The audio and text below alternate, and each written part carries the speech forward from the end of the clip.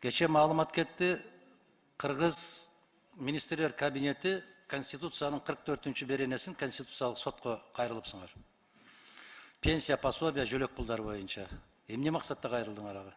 Ар бир өлкө өзүнүн мүмкүнчүлүгүнө жараса социалдык төлөмдөрдү төлөйт. Ошо боюнча разъяснение берүүнү сурандык Конституциялык соттон. Сиз мындай так жооп бериңизчи. Башта мындай бир күчтүү эле жооп берет элеңиз го. Азыр сүйлөсөмбү, сүйлөбөсөмбү, айтсамбы, айтпай эле койсомбу? Мындай тиригирээк болсоңуз. Мен билем, даражаңыз бийик, билем. Бирок мындай так жооп бериңиз. Мен сизден улураакмын, даражам дагы улураакпы. Ошон үчүн мага акыл үйрөтпөй эле койсоңуз. Анда тагыраак жооп бериңиз да, там сүйлөгүңүз келбегенде. Кабинет министров катары өзүбүздүн укугубуз менен колдонуп, Конституциялык сотко ошо статьяны чечмелеп берүүнү суранып кайрылды. Анын эмнесин түшүнбөй атасыңар силер? Биз колубуздан келген гана жардамды бере алабыз. Анда эмне үчүн Конституцияга жазып койдуңар? Анда эмне Конституцияга ошентип жаздыңар? Ошо жазылып атканда мен каршы чыккам. Бирок ошо эркинде формулировка болуп калды. Анда иштебеш керек да. Каршы чыккан позицияга иштебеш керек да. Мен пенсия төлөй албайм, мен пособия төлөй албайм, жөлөк пул төлөй албайм деп айтыш керек да. Адахан Кемсалмаевич, мен төлөй албайм. Кабинет министров төлөйт. Өзүнүн алдына жараша. Конституциялык сотко кайрылуунун кажети жок. Ал жерде төлө деп турат, бүттү. Анын түшүнүштүн кажети жок. Төлөбөсөк өлөйлүбү эми? Төлөбөсөк өлүп калайлыбы эми?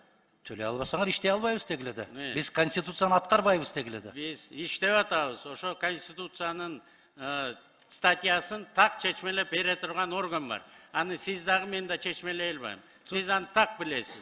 Конституциялык сот гана бере алат. Разъясненияны, толкованияны дагы. 44-чү беренесинде анын түшүндүрмөсүнүн кажети жок, так жазылып турат. Кыргызстанда пенсиялар, жөлөк пулдар, пособиялар эң төмөнкү керектелүүчү куржундан кем болбойт деп турат. Бүт анын эмнесин түшүнүксүз. Ошо керектелүүчү корзинаны өзүнүн экономикасына жараша өкмөт тактайт. Биз ошого жараша Конституциялык сотко кайрылып атабыз. Жыл сайын керектелүүчү корзина чоңоюп турат. Биз ошого жараша өзүбүздүн төлөмдөрүбүздүн баарын оңдодук. Бирок бүгүнкү күнү экономика ушуну так аткарганга пока күчүбүз жетпей атат. Ошону толук бизге мүмкүнчүлүк бериңиздер, формулировкасын кандай деп түшүнсө болот. Кем эмес болуш керек деп турат. Анда биздин Конституция күмөн экен да, туурабы?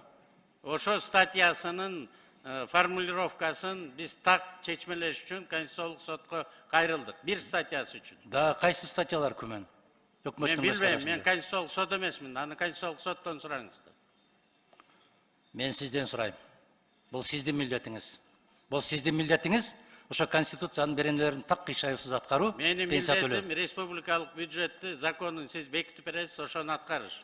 Жок, кечирип коесуз. Анда милдетиңизди түшүнбөйт экенсиз. Конституцияга сиз дагы ант бергенсиз, мен дагы ант бергем. Ага баарыбыз тең жооп беребиз. Биз ошо Конституцияга берген ант менен ушул жерде отурабыз, сизден сурап атабыз. Эмне үчүн аткаруу бийлиги аткара албай атат деп сурап атабыз. А эгер сиздин күмөн санап аткан болсоңуз, бир жылдан бери эмне үчүн бербедиңиз? Ушуну берип атасыңар, ушул жогорку кеңеште улам маселе көтөрүлгөн сайын берип атасыңар. Эң төмөнкү керектелүүчү куржун канча азыр бүгүн Кыргызстанда? 6800. Эң төмөнкү пенсия канча? 1200га чейин жетет. Мына көрдүңүзбү? Айырмасы 5000ден ашты. Эмне үчүн ал болгон? Анткени биздин фермерлердин баары 10 сомдон айына төлөп, бүгүнкү күнү азыр 3600 сом алып атат. Аны сиз экөөбүз жакшы билебиз. Фермерлердин жерге болгон салыгын эмне үчүн босотуңар? Пенсия дегенде өкмөт төлөбөйт. Пенсияны алсаны аман киши өзү жакшы иштеп жүргөндө кийин бала чакам мени карабай койсо, мен ошо пенсия менен жашайм деп өзү алдын ала төлөйт. Ал пособия эмес. Пособиялардын баарын биз көтөрдүк. Сиз экөөбүз 2009-жылы жетимдерге 2000 эле сом пособия койгонбуз. 10 жылдан бери эч ким көтөрбөй коюптур. Азыр мына 6000ге көтөрдүк. Быйыл экономикабыз жакшы болсо 10.000ге чейин көтөрөйлү деп атабыз. 2009-жылы бир кабын канча эле? Мен азыр эсимде так жок. Эске сакташ керек. Ошондон улам көтөрүлөт. Керектелүүчү корзина деген. Силер көтөрдүк деп кыйкыра берген менен азыр эле кесиптештер айтты. 5 сомдон турган пиязың 100 сомго чыгып кетти деп. Көтөрөсүңөр, милдеттүүсүңөр, ошону көтөрөбүз деп баргансыңар. Ал жүктү көтөрө албасаңар, көтөрөбүз деген азаматтар турат. Бергиле ошол азаматтарга көтөрүп кетсин ары карай. Мына ушундай бере турган убакытта келет. Ушундай мамиле жасаш керек.